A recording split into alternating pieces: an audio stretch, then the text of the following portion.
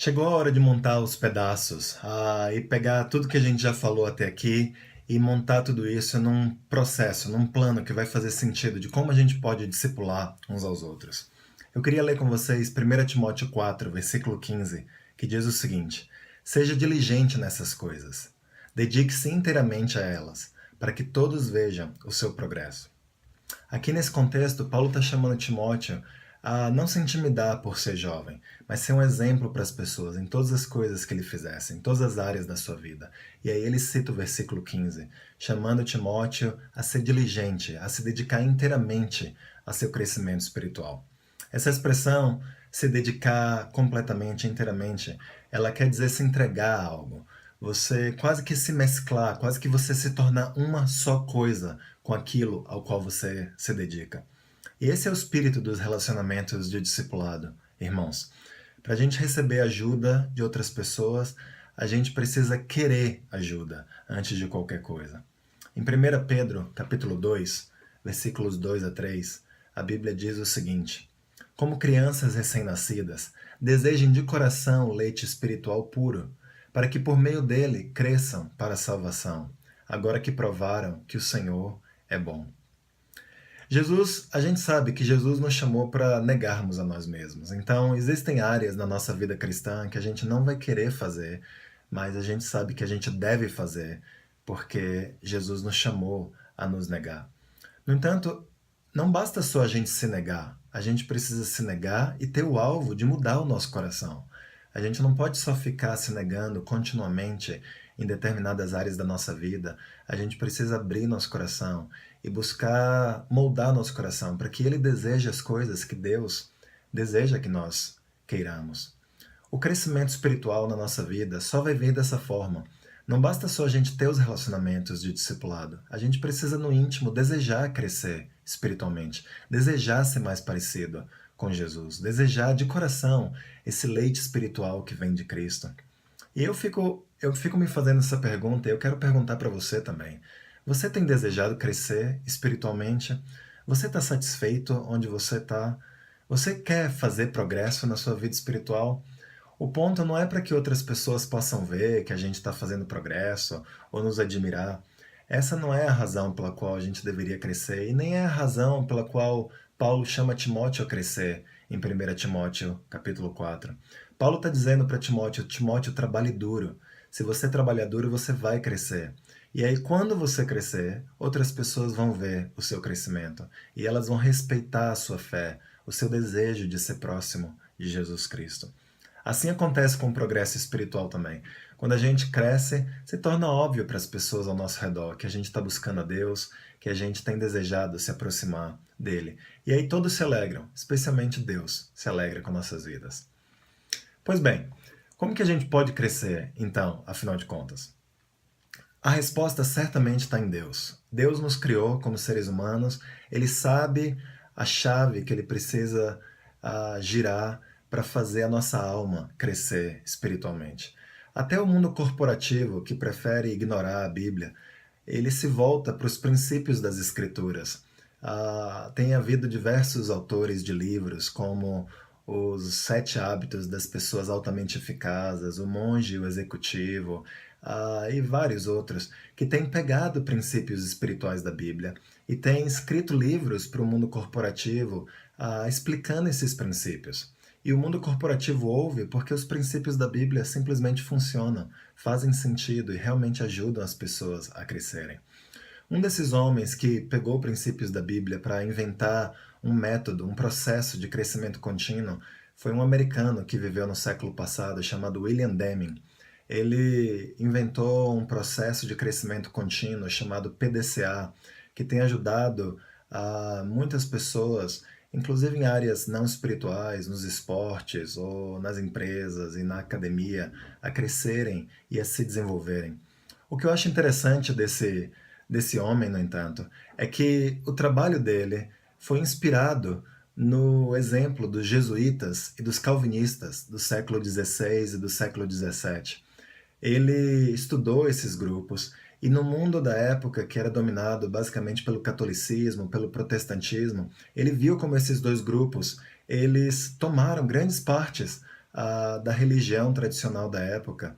E o método desses grupos, dos jesuítas e dos calvinistas, era basicamente fazer o seguinte: inspirados em 1 Timóteo 4, versículo 15, eles pensavam: que tal a gente fazer algo, a gente estabelecer onde a gente quer chegar, a gente observar como a gente está fazendo isso, depois a gente parar para avaliar como a gente fez, fazer ajustes em como a gente poderia fazer isso de forma melhor e aí tentar de novo. E aí, baseado nesse processo, eles tiveram crescimento em números muito grande na época. E o William Deming, ele se baseou e se inspirou nos relatos desses dois grupos para criar o seu próprio processo, que é chamado hoje de PDCA. O processo começa, aqui na figura ao lado a gente está vendo, basicamente com a ideia de planejar. Se você está discipulando alguém, então vocês deveriam planejar juntos onde vocês querem chegar. Em que áreas que vocês desejam crescer? Em que direção vocês vão andar na caminhada com Cristo de vocês? É o momento de a gente fazer muitas perguntas um para o outro, da gente ensinar muitas coisas um para o outro, da gente se preparar para a jornada que está diante de nós. Depois de planejar, o próximo passo é desenvolver. Você pega aquilo que você planejou e aí você vai fazer coisas para que você possa efetivamente crescer. Muitas vezes a gente não faz essas coisas sozinhos, a gente faz isso junto com outras pessoas, porque não conseguimos fazer sozinho e algumas coisas não são feitas para nós fazermos sozinhos. Depois de nós fazermos coisas, a gente vai e a gente checa, ou a gente confere, ou no nosso linguajar a gente faz segmento, a gente vê como foi aquilo que a gente fez. Nós fomos bem? Nós fomos mal? Em que áreas podemos melhorar? Que ajustes podemos fazer? O que a gente ainda precisa aprender para ser melhor da próxima vez? É o momento da gente medir o nosso progresso. Irmãos, qualquer coisa que vale a pena ser feita nesse mundo precisa ser medida. A gente precisa observar o que a gente faz. Se a gente quer ser melhor, se a gente quer crescer, e a gente precisa ver o que nós podemos fazer de forma melhor. Então, medir não quer dizer que a gente está sendo humanístico a respeito de algo. Só quer dizer que a gente se importa o suficiente com algo para que a gente gaste o esforço para saber como de fato as coisas estão indo. E depois da gente checar, da gente conferir, da gente medir, a gente vai lá e ajusta. A gente vê o que mais que a gente pode mudar, onde a gente pode acertar nas áreas onde nós erramos, onde a gente pode fazer mais progresso. Vou dar um exemplo aqui. Pense numa viagem que você faz de carro. Chega um momento onde a gente quer decidir onde nós vamos e a gente precisa pegar mapas, a gente precisa consultar a internet, fazer um roteiro, decidir que estrada que a gente vai pegar. Muitos de nós usamos o Waze para fazer isso hoje em dia, mas se imagine sem o Waze. Essa é a fase de planejamento. A gente quer saber quantas paradas, a gente quer fazer quantas horas vai demorar para chegar a algum lugar. Essa é a fase de planejamento. Depois de planejar nossa viagem, é a hora de executá-la, de ir viajar, pegar o carro, começar a pegar a estrada e colocar em prática tudo aquilo que planejamos.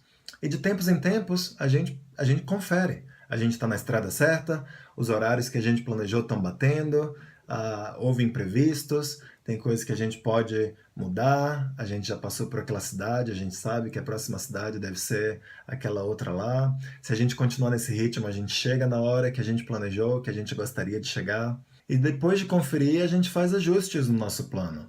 Será que a gente precisa parar menos no banheiro?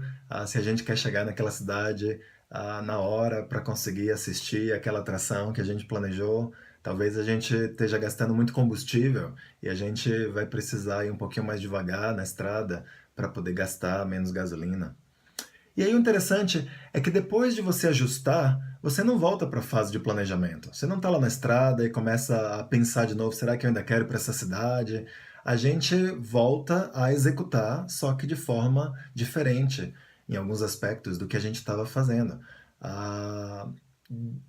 De poucos em poucos tempos a gente planejaria de novo.